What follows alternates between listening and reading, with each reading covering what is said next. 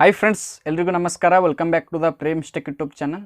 ಇವತ್ತಿನ ಈ ಒಂದು ಎಪಿಸೋಡ್ನಲ್ಲಿ ನಾನು ನಿಮಗೆ ಯೂಟ್ಯೂಬ್ ಚಾನಲ್ನ ಯಾವ ರೀತಿ ಕ್ರಿಯೇಟ್ ಮಾಡೋದು, ಅದಕ್ಕೆ ಯಾವ ರೀತಿ ಯೂಟ್ಯೂಬ್ ಚಾನಲ್ನ ಕೆಟಗರಿನ ಸೆಲೆಕ್ಟ್ ಮಾಡೋದು, ಹಾಗೂ ನಿಮ್ಮ ಯೂಟ್ಯೂಬ್ ಚಾನಲ್ನ ಯಾವ ರೀತಿ ಗ್ರೌತ್ ಮಾಡೋದು ಅಂತ ಹೇಳ್ಕೊಡ್ತೀನಿ.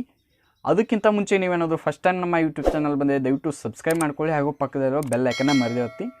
ಬನ್ನಿ ಟ್ಯುಟೋರಿಯಲ್ನ ಶುರು ಮಾಡೋಣ.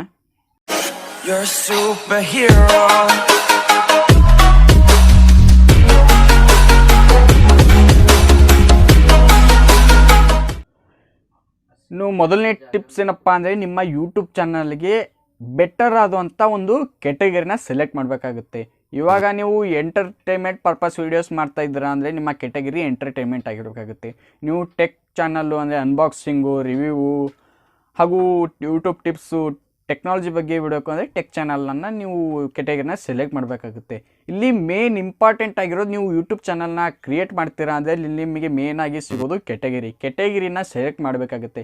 ಇವಾಗ ನೀವು ಏನಾದರೂ ಟೆಕ್ ವೀಡಿಯೋಸ್ ಮಾಡ್ತಾಯಿದ್ದೀರಾ, ಅದನ್ನು ವ್ಯೂಸ್ ಹೆಚ್ಚಿಗೆ ಬರುತ್ತೆ ಅಂದರೆ ಅದನ್ನು ಕೆಟಗರಿನ ನೀವು ಎಂಟರ್ಟೈನ್ಮೆಂಟ್ ಮಾಡಿದರೆ ಅದು ತುಂಬ ತಪ್ಪಾಗುತ್ತೆ, ಹಾಗೂ ಅದಕ್ಕೆ ವಿಡಿಯೋ ವ್ಯೂಸ್ ಕೂಡ ಬರೋದಿಲ್ಲ. ನಿಮ್ಮ ಯೂಟ್ಯೂಬ್ ಚಾನಲ್ಗೆ ಅದು ತುಂಬ ಹೊಡೆತ ಬೀಳುತ್ತೆ. ಯೂಟ್ಯೂಬ್ ಚಾನಲ್ ಡೆಲೀಟ್ ಆಗುವಂಥ ಮಟ್ಟಕ್ಕೆ ಅದು ಇಳಿಯುತ್ತೆ. ಆದ್ದರಿಂದ ನೀವು ಎಲ್ಲರೂ ಕೆಟಗರಿನ ಮೇನಾಗಿ ಸೆಲೆಕ್ಟ್ ಮಾಡಬೇಕಾಗುತ್ತೆ. ನಿಮ್ಮ ಯೂಟ್ಯೂಬ್ ಚಾನಲ್ಗೆ ತಕ್ಕಂತೆ ಕೆಟಗರಿನ ಸೆಲೆಕ್ಟ್ ಮಾಡಬೇಕಾಗುತ್ತೆ. ಇನ್ನೂ ಎರಡನೇ ಟಿಪ್ಸ್ ಏನಪ್ಪ ಅಂದರೆ, ನೀವು ಡೈಲಿ ವೀಡಿಯೋಗಳನ್ನ ಅಪ್ಲೋಡ್ ಮಾಡಬೇಕಾಗುತ್ತೆ. ಇವಾಗ ಹೊಸ ಯೂಟ್ಯೂಬರ್ಸ್ ಇರ್ತಾರೆ, ನಾನು ಇವತ್ತು ಚಾನಲ್ ಕ್ರಿಯೇಟ್ ಮಾಡಿದ್ದೀನಿ ಅಂದ ತಕ್ಷಣ ಇವತ್ತು ಒಂದು ವೀಡಿಯೋನ ಬಿಡಬೇಕು ಅಂತ ಬಿಟ್ಟಿರ್ತೀರ. ಅದಕ್ಕೆ ಆದ ನಂತರ ಒಂದು 4-5 ದಿನ ಬಿಟ್ಟು ವೀಡಿಯೋ ಅಪ್ಲೋಡ್ ಮಾಡ್ತೀರ, ಅಥವಾ ಮುಂದೆ ಯಾವುದೋ ನಿಮಗೆ ಟೈಮಿಂಗ್ ಸೆಟ್ ಆಗೋಲ್ಲ. ಆ ಕಾರಣದಿಂದಾಗಿ ನೀವು ವೀಡಿಯೋ ಬಿಡೋಕ್ಕೆ ಹೋಗೋಲ್ಲ.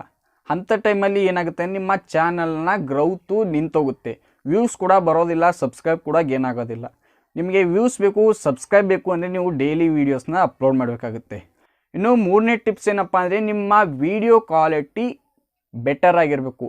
ಇವಾಗ ನಿಮ್ಮ ವೀಡಿಯೋ ಕ್ವಾಲಿಟಿ HD ಇದ್ದರೂ ಕೂಡ ವೀಡಿಯೋ ಯೂಟ್ಯೂಬ್ಗೆ ಅಪ್ಲೋಡ್ ಮಾಡಿದ ತಕ್ಷಣ ಕ್ವಾಲಿಟಿ ಕಮ್ಮಿ ಆಗುತ್ತೆ. ಆದ್ದರಿಂದ ನೀವು ಎಲ್ಲರೂ ಏನು ಮಾಡಬೇಕಂದ್ರೆ ಫುಲ್ HD ವೀಡಿಯೋನ ಯೂಟ್ಯೂಬ್ಗೆ ಅಪ್ಲೋಡ್ ಮಾಡಬೇಕಾಗತ್ತೆ.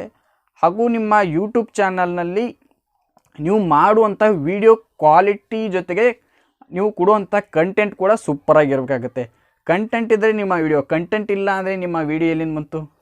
ಇನ್ನು ನೆಕ್ಸ್ಟ್ ಟಿಪ್ಸು, ನಿಮ್ಮ ಯೂಟ್ಯೂಬ್ ಚಾನಲ್ನ ವೀಡಿಯೋಗಳಿಗೆ ನೀವು ಒಂದು ಸೂಪರ್ ಆಗಿರುವಂಥ ಒಂದು ಟೈಟಲ್ನ ಕೊಡಬೇಕಾಗುತ್ತೆ, ಹಾಗೂ ಡಿಸ್ಕ್ರಿಪ್ಷನ್ ಕೂಡ ಬರಬೇಕಾಗುತ್ತೆ ನಿಮಗೆ.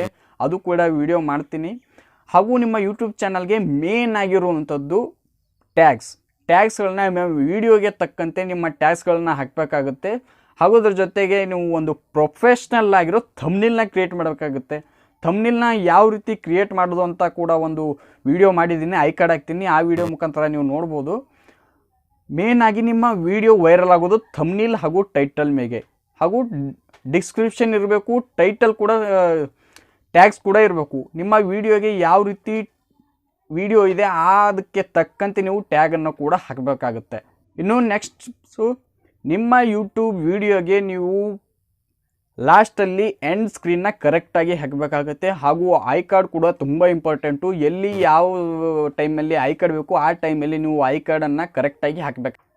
ಇನ್ನು ಕೊನೆ ಟಿಪ್ಸ್ ಏನಪ್ಪ ಅಂದರೆ, ನಿಮ್ಮ ಚಾನಲ್ಗೆ ಸಬ್ಸ್ಕ್ರೈಬರ್ಸು ಮೇನಾಗಿ ಬೇಕು ಅಂದರೆ ನಿಮ್ಮ ವಿಡಿಯೋ ಕ್ವಾಲಿಟಿ ಜೊತೆಗೆ ವಿಡಿಯೋದಲ್ಲಿ ಒಂದು ಕಂಟೆಂಟು ಸೂಪರಾಗಿರಬೇಕು. ವಿಡಿಯೋ ಕಂಟೆಂಟ್ ಇದ್ದರೆ ನಿಮಗೆ ಎಲ್ಲ ಸಬ್ಸ್ಕ್ರೈಬರ್ಸ್ ಬರ್ತಾರೆ, ವ್ಯೂಸ್ ಬರ್ತದೆ, ಎಲ್ಲ ಬರುತ್ತೆ.